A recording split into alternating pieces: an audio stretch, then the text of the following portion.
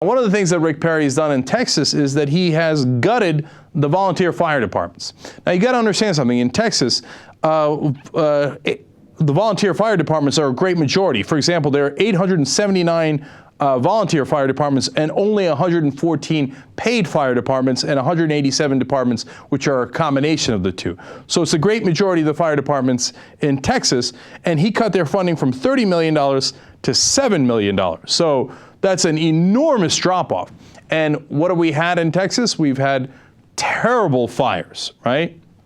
Now, the fires were not necessarily caused, obviously, by the lack of funding for the fire department, but it kind of hurts in fighting them, and it unfortunately helps them to spread if there aren't a lot of firefighters who can fight them. So those are obvious issues, right? So how's Rick Perry going to handle that? And should he get federal government money, FEMA money, which he's supposed to hate the federal government, right? When they need it, as these houses are getting burnt down and all these people's lives are in danger in Texas. Well, let's find out. Does there need to be a change, though, in the way it's funded? Do you have a concern over the funding, especially given the help that the folks in your home state need? Well, the issue is taking care of these people right now. We can work our way through any conversations about how to make agencies more efficient, how to make Department of Defense equipment, for instance, more available. There are a lot of issues we can talk about, but the fact of the matter is now's not the time to be trying to work out the details of how to make these agencies more efficient. Let's get people out of harm's way.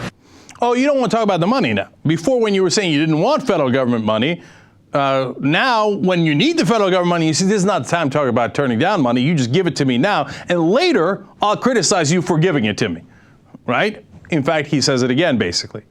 FEMA, of course, warned that it had less than $800 million left. What if, though, there isn't enough money as you go forward? Because these fires do not seem to be letting up, sir.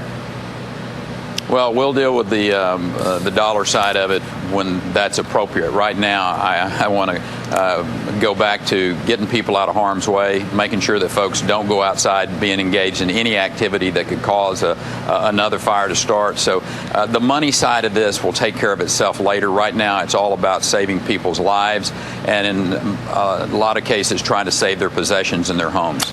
Yeah, isn't that convenient? See, before the fires, he cut the volunteer fire departments by 75%. 80% of the volunteer firefighters are saying that they have gotten personally hurt by this. Their salaries have been reduced. Some of them aren't there anymore. And a lot of them say, hey, they've got to bring their own supplies. They got to buy their own equipment to fight the fires, right?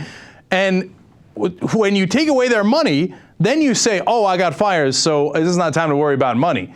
Yeah, but that's what money isn't so that they could go to vacation. The money was so we can hire them to fight the fires, right? That's the whole point of the fire department.